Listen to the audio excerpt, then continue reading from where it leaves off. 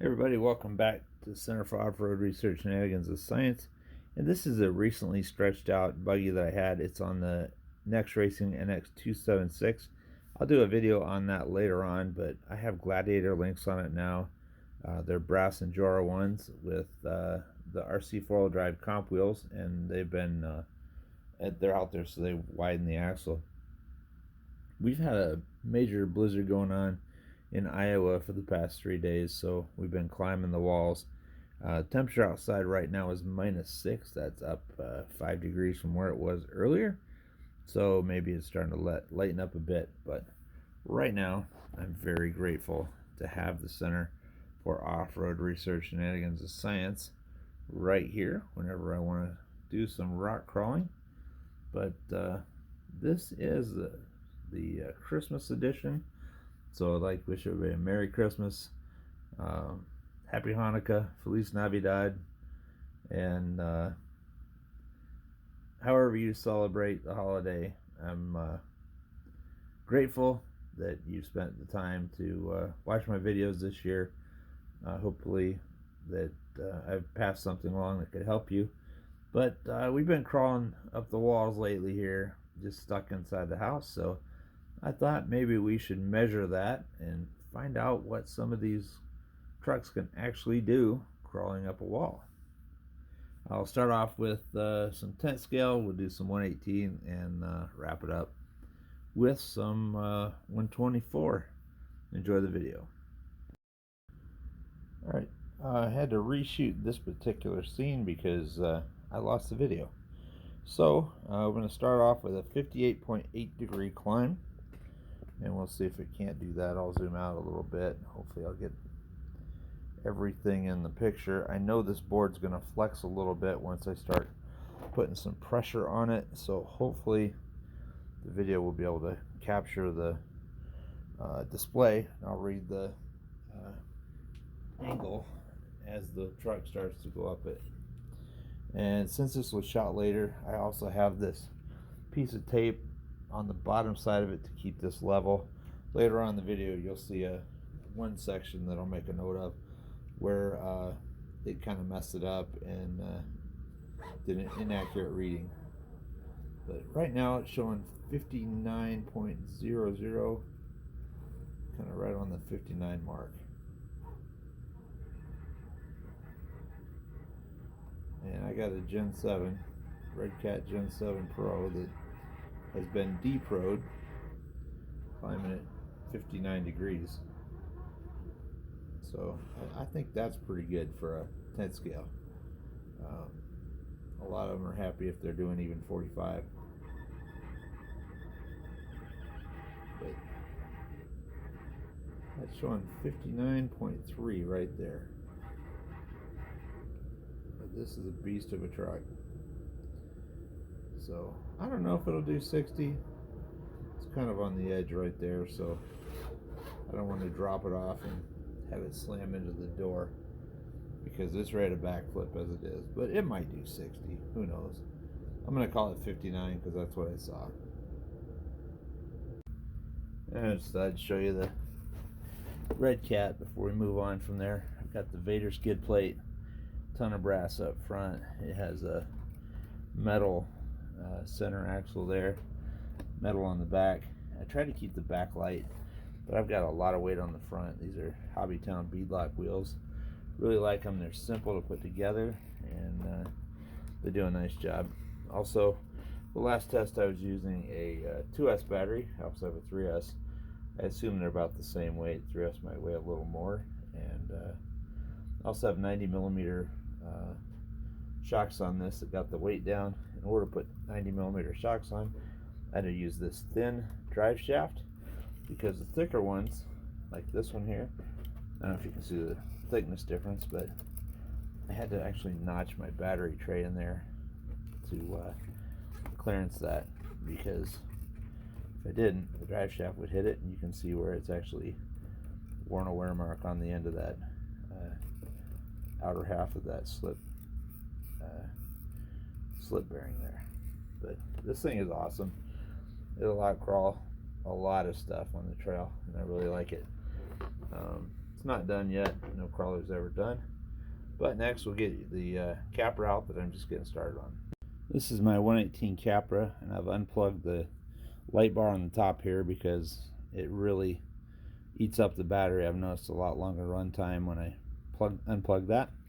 Also, I bought the Hobbytown wheels in a set of 4, so I have all 4, but I just put the metal beadlocks on the front, and those are my original Gen 7 Redcat beadlocks. They're plastic and they're lighter weight. I did that intentionally to give it a forward weight bias. Also, I've gone ahead and put on the real heavy brass portal covers, so they come back a ways, and this thing has a real nice forward weight bias. I also have the 3.85 Rover red tires. They go on 1.9 rims. They're the ones that everybody talks about, and they're kind of going for a ridiculous price right now. But I've been very impressed with this thing. And I'm thinking about getting a 110 one now because these things do such a nice job. They're real poised, and I don't even mind the fact that the wheels don't quite match front and back.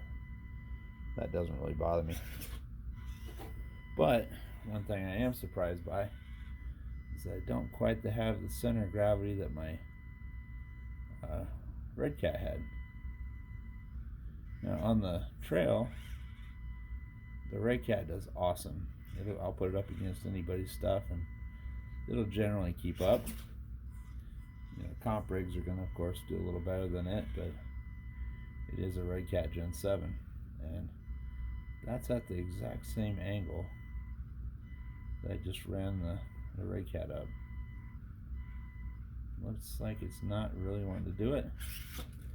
I may end up getting some C-hubs for it. In fact, they're on the way. And if I could get this thing to climb the same way that I get my Redcat to climb, I think it'll be a pretty incredible truck out of Red Rock, and for that matter anywhere else I want to take it.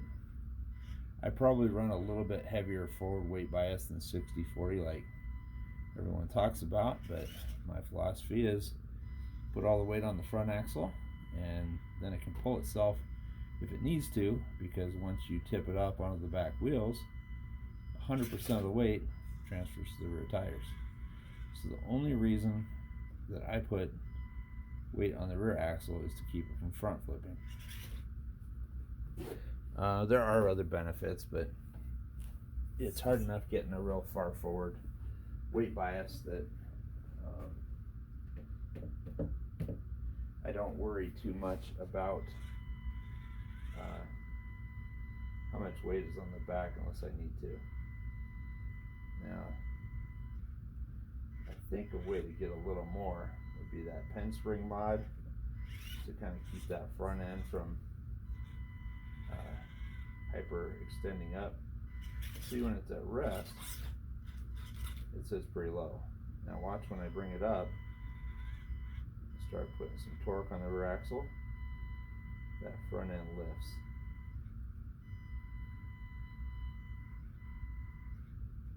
So just gonna keep bumping this back a little bit at a time until it likes it.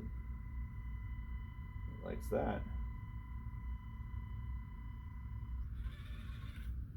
And that is an angle 54.85. Let's take it to 55. 55.35.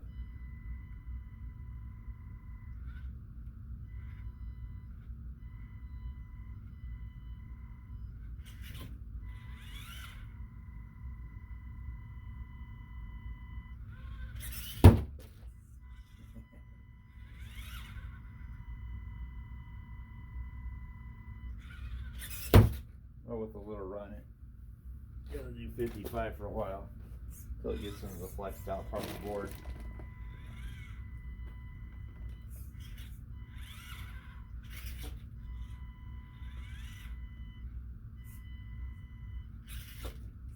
I'm gonna try something and get back to you in a moment. I'll show you a real scientific mod that I just did. I set this on a table and then I ran a piece of tape under it and just taped it at its at-rest position, and we're gonna find out if it can drive up this because it no longer fully extends on the suspension. I can hear the tape trying to give way already. Might have to try something else.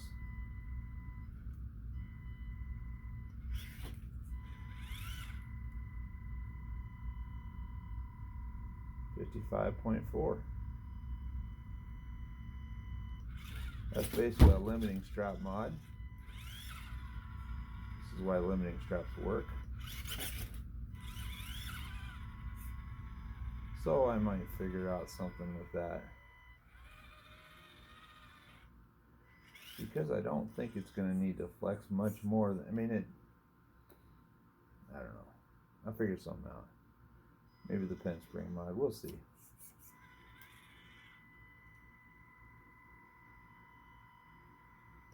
$55.4. I'm going to pull the tape. We'll see how it affects it.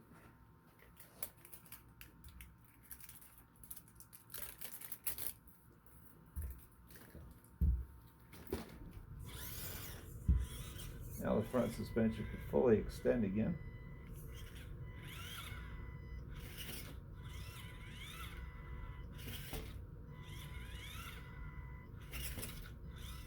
And now it can't do it.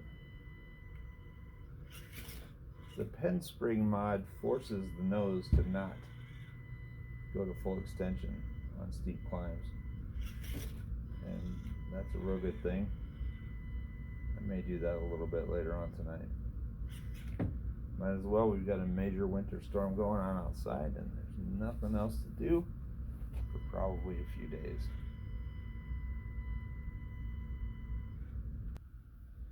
And before we end this tonight, I've got the meter set at 50.25 degrees, and I've got to run some SCX 24s because that's what we like to do on my channel.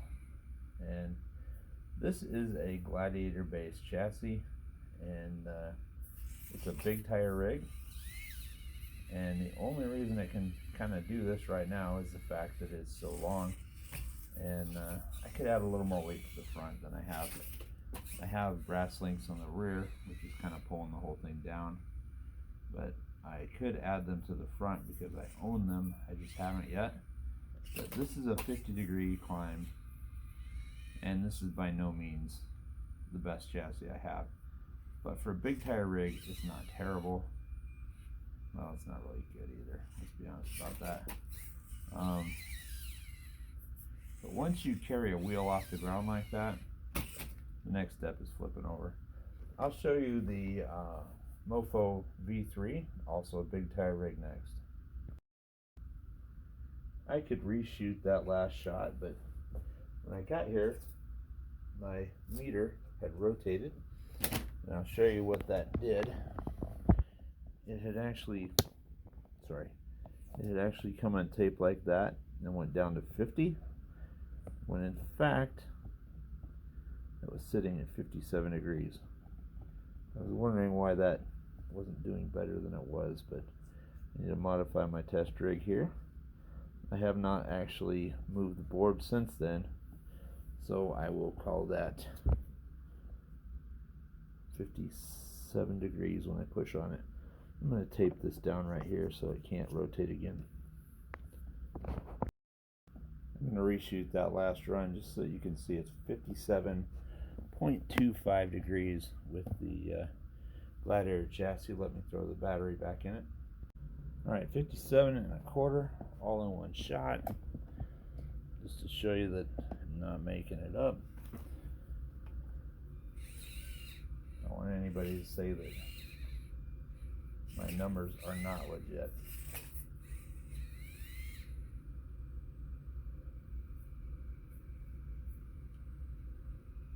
There it goes.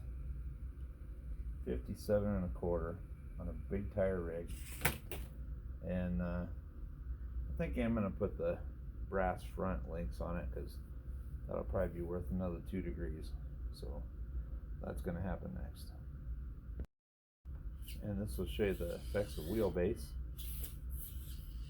This has a deadbolt wheelbase, big tire rig, and stock motor. I try to keep the center of gravity as low as possible, and what is up high is very light. But with the big tires, it can hold 57, but it cannot climb at 57 because there's torque coming from the axle that wants to pull a wheelie. But I think it's only a degree or two away from being able to do it. I'll do a little experimenting off camera and find that angle. Right here I've got the angle set to exactly 55 degrees. It is now sitting flush on the board. And assuming that the board is straight, you can see that this does climb at 55 degrees. So I've lost a couple of degrees of climb carrying a right front tire. But a lot of things will affect this. If you run double barrel shocks on the front, you're going to throw away your center of gravity. Also, the lower you set the chassis, the steeper it's going to climb. The more weight you have on the front axle, the steeper it's going to climb. The smaller battery you put in it. All these things affects the climb angle. So if I needed 2 more degrees of climb in this right now, all I do is put an Orlando Hunter battery in it. And it would maybe even do 3 degrees more. But it's 10 grams right off the top, and on a truck this size it matters a lot. Now I'm going to show you the RB1 small tire rig, kind of a low CG. You can see I've got the Orlando Hunter battery in there, and it's mounted vertically and low in the chassis. That's about as low as I can get it, and I could put it farther forward, but I haven't really seen the need to. It has great balance as it is, and we'll just watch what it does on the 55 degree incline. Not worried about this one at all for it, if it has traction. I don't even have the tire grip on this one. Well, that's disappointing.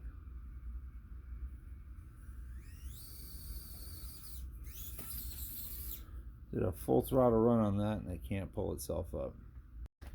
This is on carpet, or a towel. It should have no problem gripping on a towel. These are pit bull tires. I've always thought they're pretty good. This might be a case where I'm going to pull the towel off and try it. Hang on a second. I'm not, well, I have to change the angle a little bit. We're going to go for it though. To make that legit, there's 61.1. Alright. Here we go.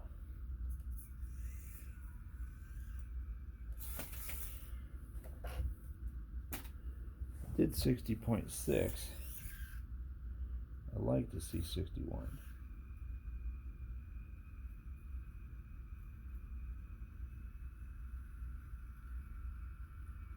And it's pulling 61.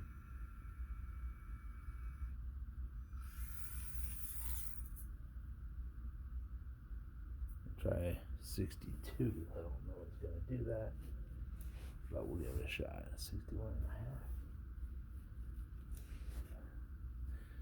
And there is 62. There we go.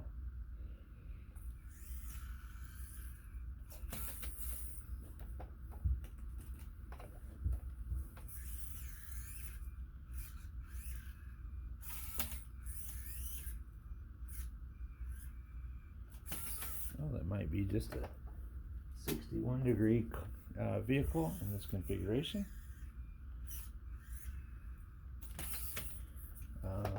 Don't know what. I do have a brass servo mount.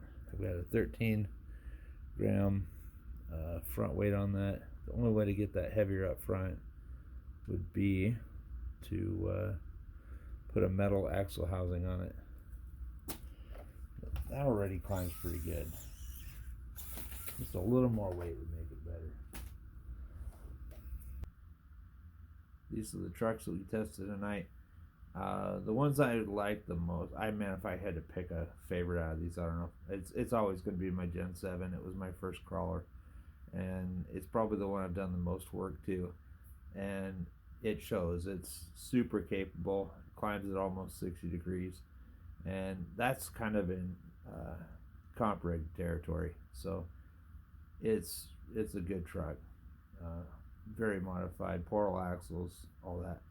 The Capra is getting a little more weight on the front. I've got some brass C-hubs coming in the mail. They're black brass so that it won't look like it's got grills on the front axle. I have, since the video, added front lower brass links to the Trailmobile in the front left there.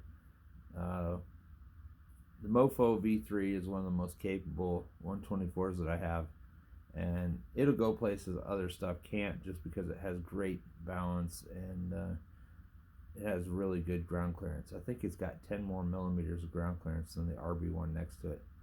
The RB1 will get it on inclines. Since the video, I have raised the nose of the RB1 about 3 millimeters just because it was sitting too low and the frame was catching on stuff that I drove over. So the climb angle on that, I think, is right at 59, as well as the Redcat. So they're both in that neighborhood. But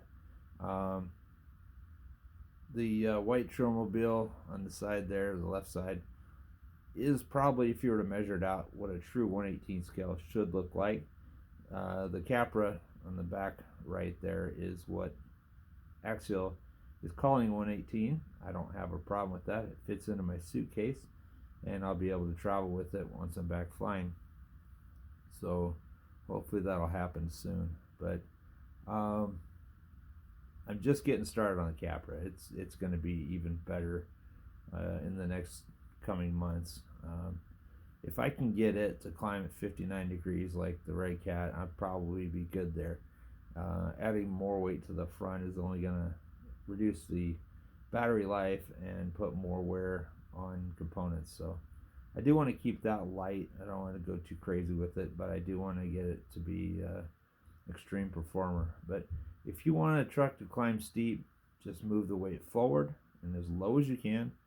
Put small tires on it if you can, and that's the whole key. Low forward and slammed. So then my theory for how much to add to the back is, does it backflip going downhills? If the answer is no, then you don't need more weight on the tail. So like I said earlier, there's some other benefits to adding weight to the tail, but I just don't do it. These work great. So that's all for tonight's video. We'll talk to you later.